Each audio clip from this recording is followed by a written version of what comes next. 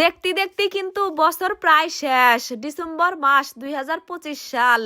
বেবাক পোলাপানের মায়ে করে নায়ের খাওয়া শেষ। এখন যার যার মতো ঘরে ফেরার পালা। আসসালামু আলাইকুম, আমি আপনার ঘরে হাস্তরি আপা মায়ের বাড়ি আসিলাম শোনা। মায়ের বাড়ি আইসে পুরা মাসটো জুড়ে কত কিছু হইলাম। বেবাক কিছুই করলে ধীরে ধীরে আপনাদের হাতে শেয়ার করছি। তো বা গতকালকে রাইতে আমরা সবাই মিলে হঠাৎ করে পিকনিকের আয়োজন করছি।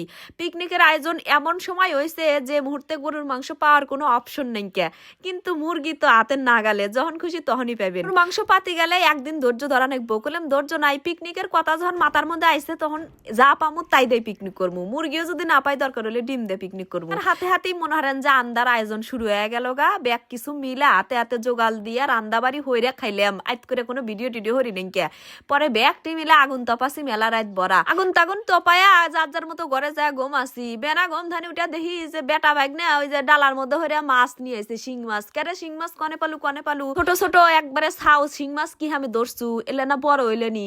কয় যে বড় হইবার নাকি থুলি মানছে তোমার নাকি থুলে নি। খালের পারে যায় দেখি যে কারা জানি কুইচার জন্য খুঁজছে এই খোরার গর্তের মধ্যে খামার মধ্যে থেকে এই শিং মাছ পাসি, সেজন্য ধরে নিয়ে আসি।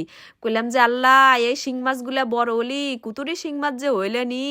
বড় আফসোস হইলাম। আফসোস হইরা নিয়ে গেছিল কাটপেন নিয়ে গিয়ে। ছোট ছোট শিং মাছ দেহ অত গুরুত্ব দেয় নাকি যে কাটা মনাই দিব না, নড়াচড়াই হইতেছে না যে কাটপেন নছি শোনা। প্রথমে একটা কাটা খাসি, তারপরে একে একে 6টো কাটা খাসি। খায়া দেয়া আমার যে কি অবস্থা, মনে হারেন যে সমানে যাহাতে আসি দৌড় পরে এমিক যাই কোনোভাবে বিষ কমে না। কোন রকম গরম পানি হইরা লবণ দিয়ে তার মধ্যে ভিজা থুইলাম, বরফ দিলাম, কত কিছু হইরা মেলাক্ষণ বড়া হারা দিনে হাত টাটাইছে। তো যাই হোক সেই কাম হইরা টইরা বহিলে ভাবলাম যে পিঠা খাই, হাতের বিষ তো কমলই। দিনে গরম গরম তেলের পিঠা করলে ভালোই স্বাদ লাগে। এই যাত্রা তো তেলের পিঠা খাই নি কে। তো মা কইতেছে যে আমি আলসিরা বানাই না, পিঠা সিরা তো খাইবেরই মন চাই, কিন্তু আলসিরা শীতের মধ্যে শীত দেহে আলসি থাকে। পরে কইলাম যে তাহলে আমি বানাই।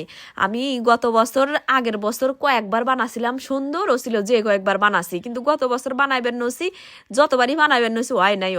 এখন এই বছর বানি কেবা হয়, তারপরে গুলিয়া নিয়ে দেখি হয় কি না হয়।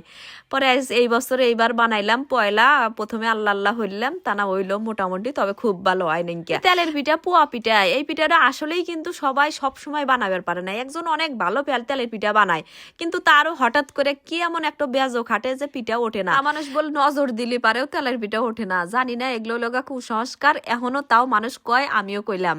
তো এই যে দেখেন কি সুন্দর হইরা বাচ্চি, তবে আরাল্লা ফুলা হলি পারে সুন্দর দেখা যায়। তেলের পিঠা একদম ফুইলে ডুমডুম হবো, তালি না তেলের পিঠা দেখতে খাতি স্বাদ নেকবো। তো তারপরেও কোনো রকম হইরা ব্যাগটি পিঠা ভাইজে নিলাম। এই যে শেষ ম্যাশ দেখেন চ্যাপটা পিঠা। পরে বহেল বেলা আবারও গেছিল গা চড়ার মধ্যে, বুঝছেন। বাড়িতে এসে যাই হলো গা আইটপেন নেগে চড়ার মধ্যে। বহেলা লাটাটি হলে শরীরটা পাতলা থাকে। তো যাই হোক, এই হলো আপনাদের জন্য আজকে আমার ভিডিও। ভালো থাকেন সবাই, টাটা, আল্লাহ হাফেজ।